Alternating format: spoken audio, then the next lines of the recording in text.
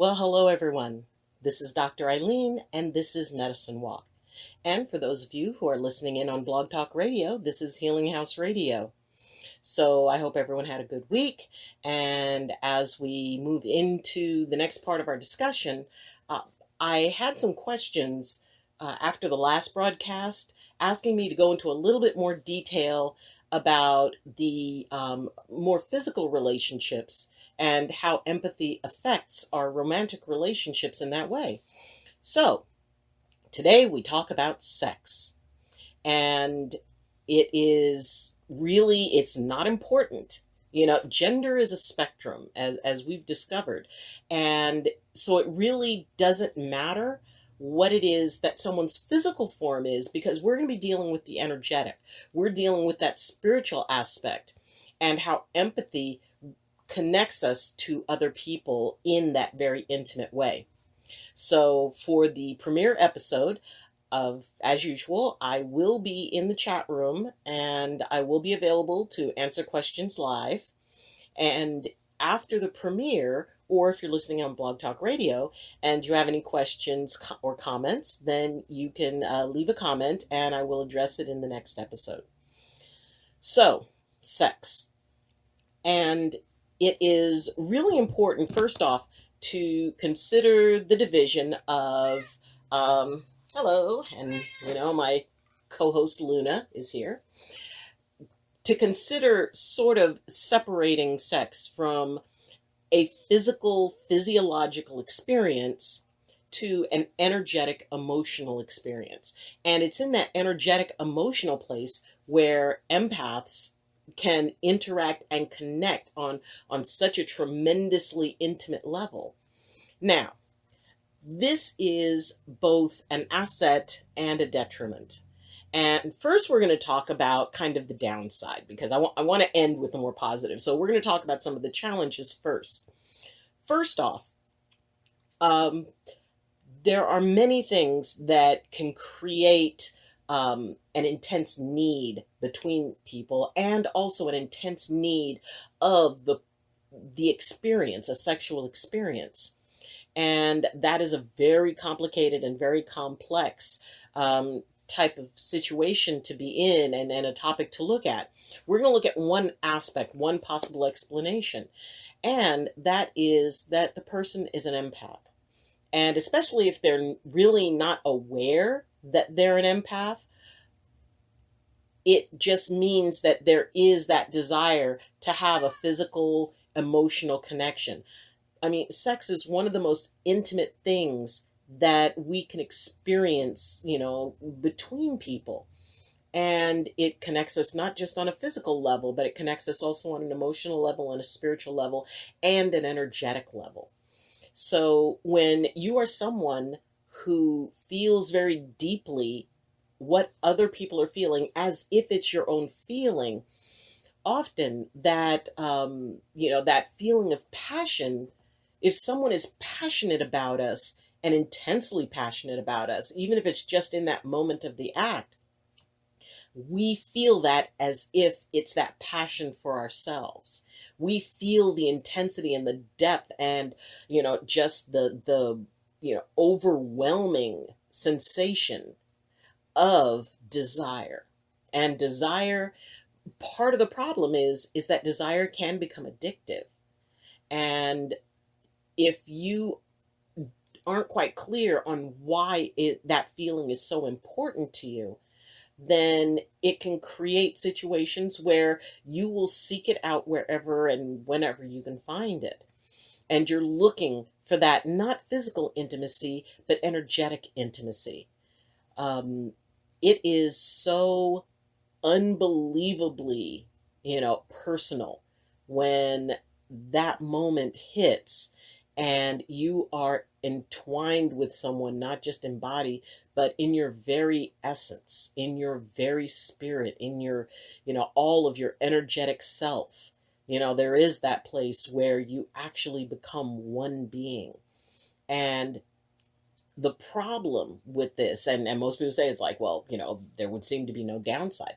The problem is that even if someone feels that intimacy in that moment and the empath is feeling that, when that moment ends, and afterwards, and if someone, the empath may want to kind of stretch out and just stay in that space, and the person they're with may not feel that way.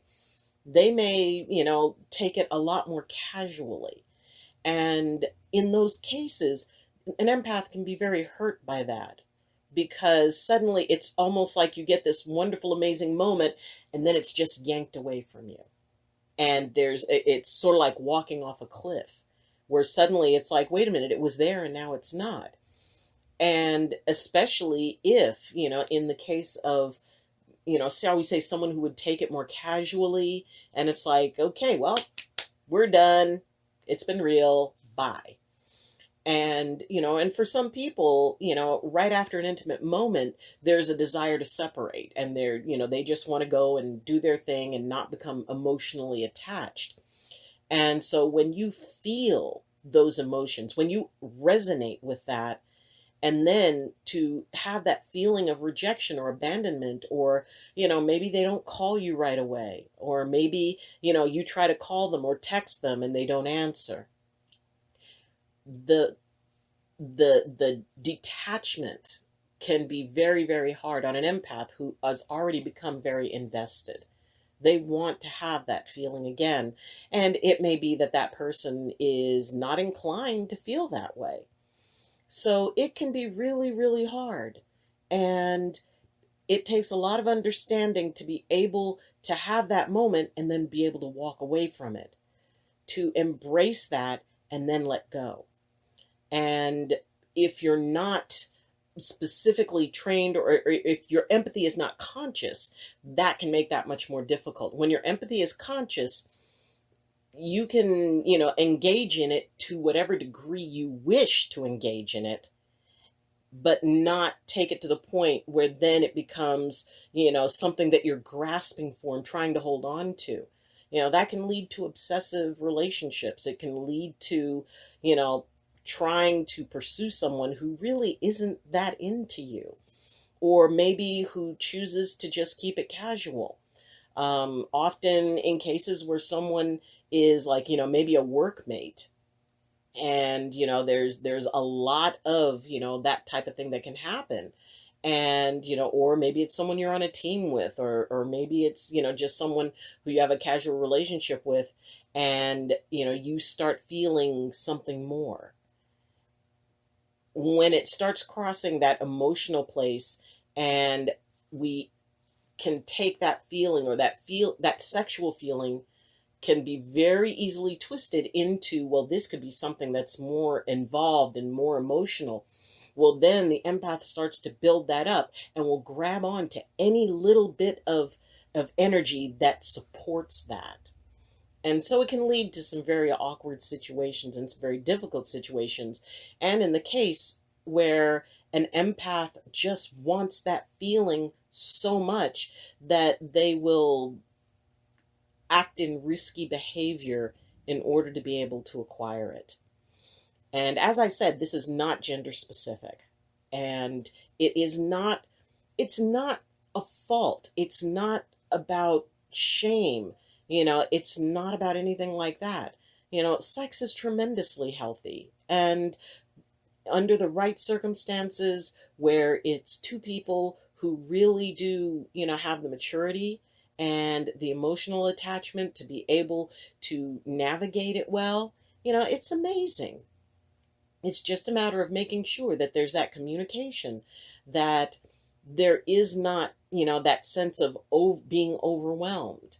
There is not that sense of just kind of getting lost in it, and then, the experience afterwards can become very hard, because it's suddenly, oh, okay, well, we're done.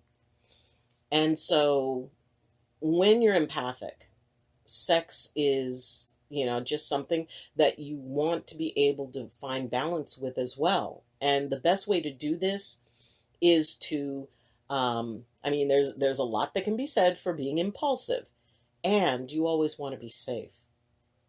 Intimacy It's one of those things that can lead you into a really good situation or a really difficult situation. Do not allow your empathy, it is a tool to be used when it is the correct time to utilize it.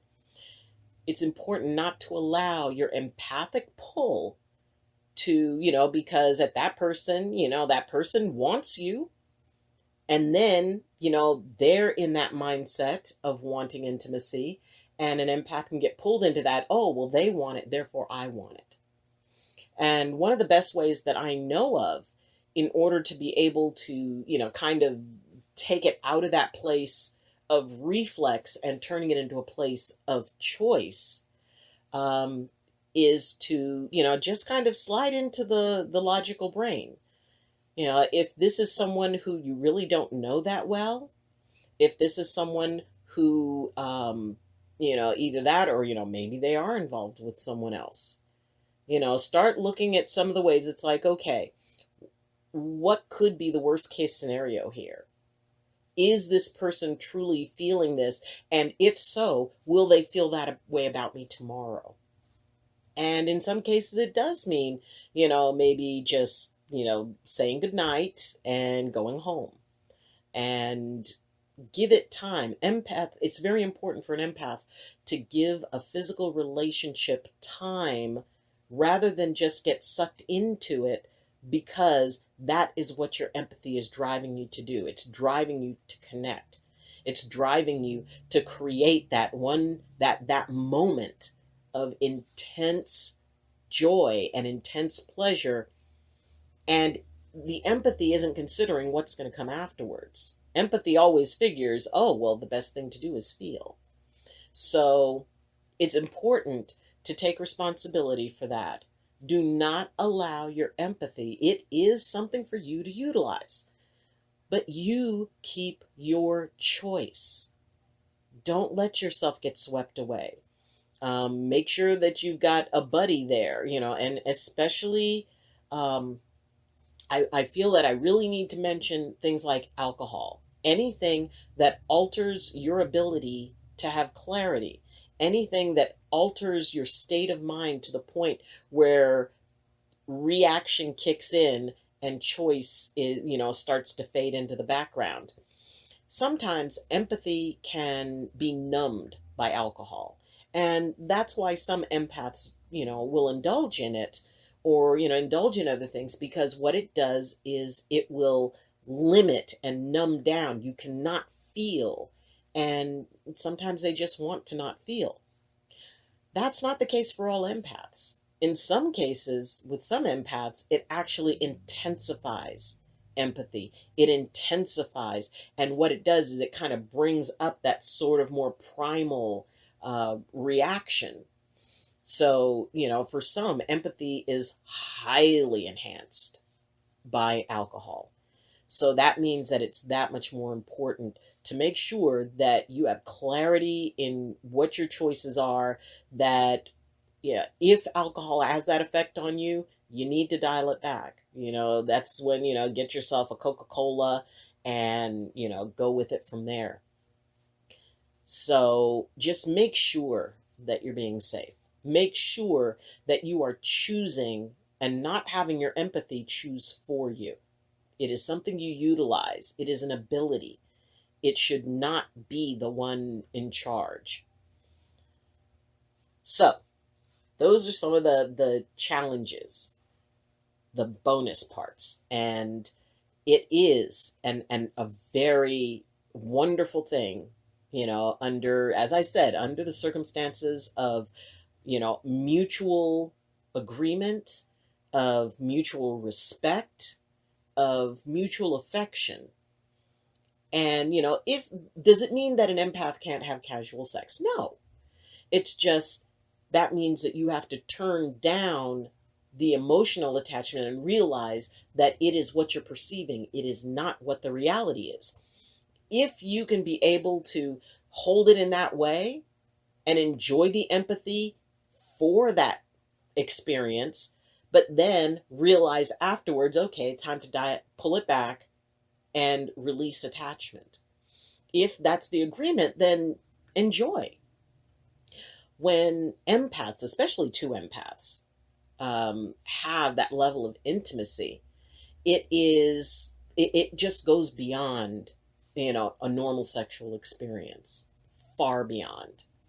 Because what it becomes, as I said, a union not just of the body and not just of the mind, but of the spirit and the energy.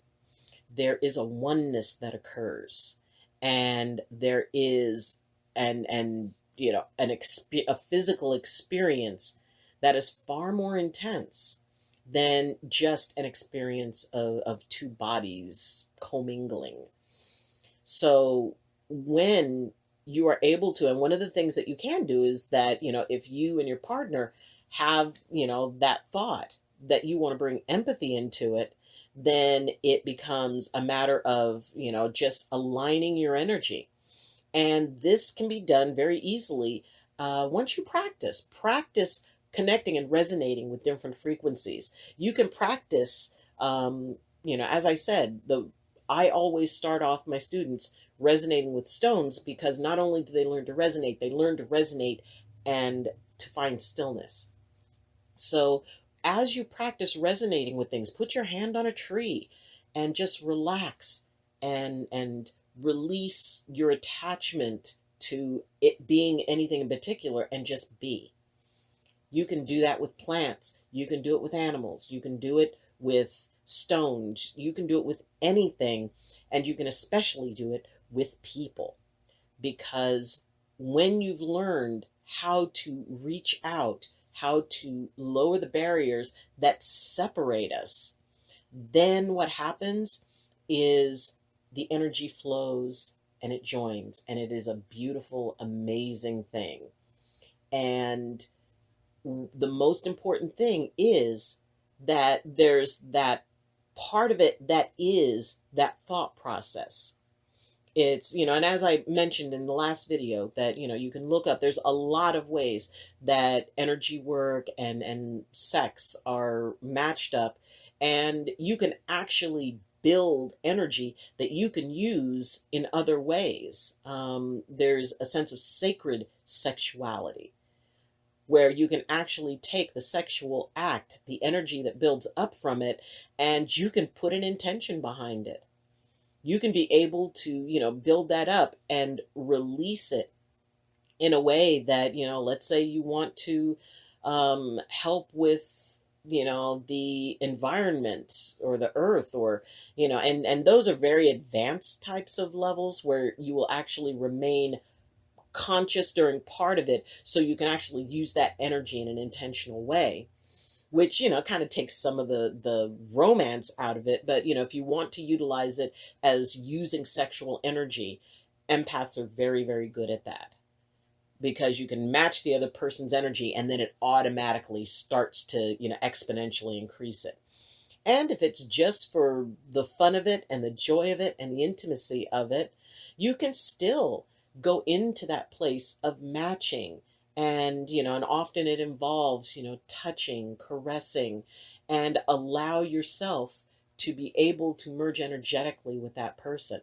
And it takes practice. And this is something that is very difficult to do in a casual situation, unless it's something that if the other person is very familiar with that type of work, yes, but otherwise, normally it takes a lot of time in a relationship, because one of the key things is trust.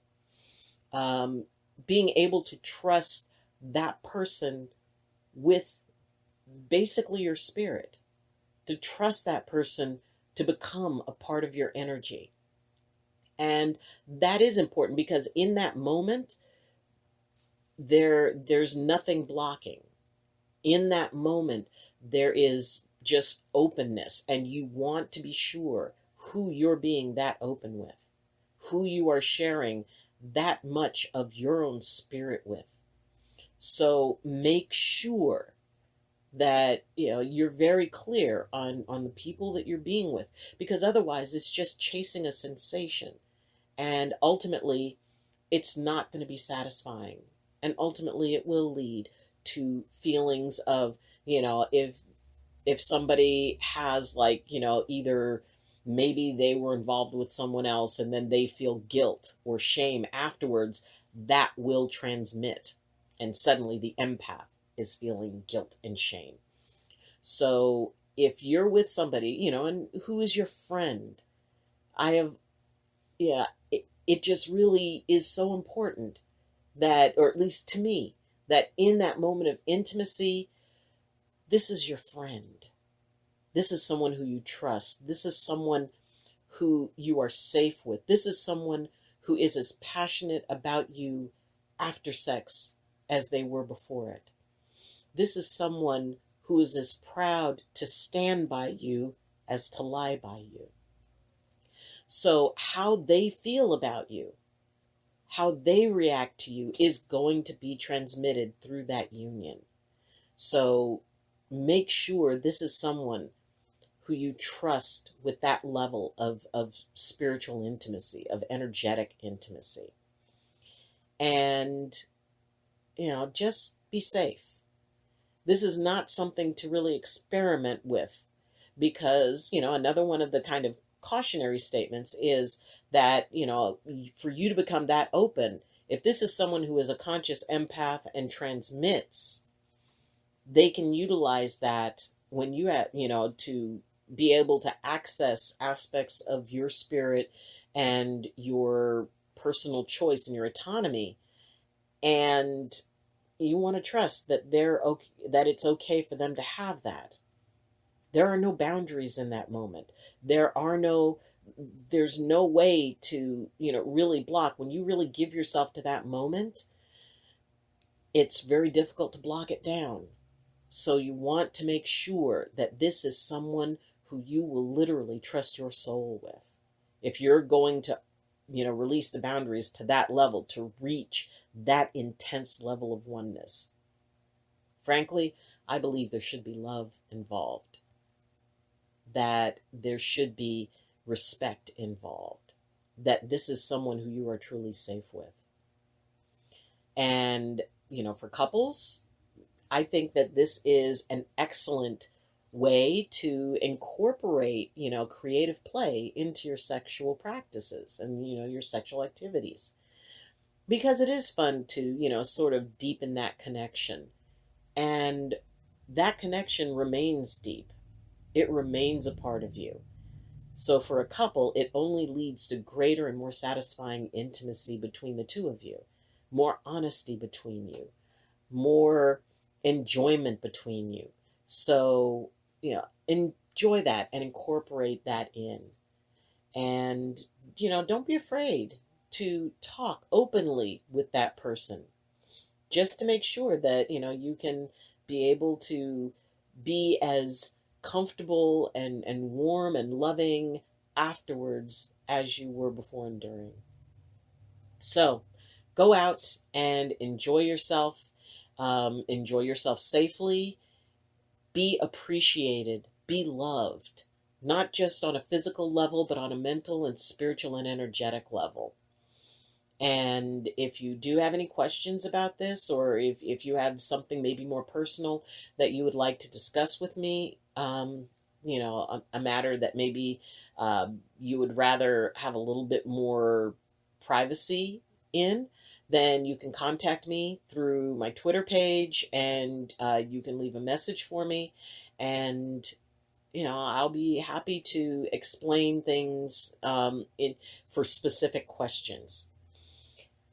So, you let the kids back in the room. And thank you for joining me. And we'll be discussing other aspects of empathy next week. As I said, if you have any questions or comments, then you can leave them in the comments section, or you can reach me through my Facebook page, Medicine Walk with Dr. Eileen, or my Twitter page. And if you appreciated this, or if it kind of intrigues you, or if you think it's kind of cool, please press like. And if you really think that, this is a work that, you really resonate with, consider subscribing to the channel. I'm working on growing it, and I would like to reach my first 100 subscribers, because then I can get a custom URL. And if you really, really like what we're talking about and you look at some of the other videos and say, hey, this is pretty cool, please consider sponsoring me on Patreon. The link is in the description, and that will help me to improve things and get better equipment and, really kick this up to a higher level, which is what my goal is. And I hope that it's helpful for you. If it's helpful for you, or maybe you think someone might benefit from it, consider sharing the video as well.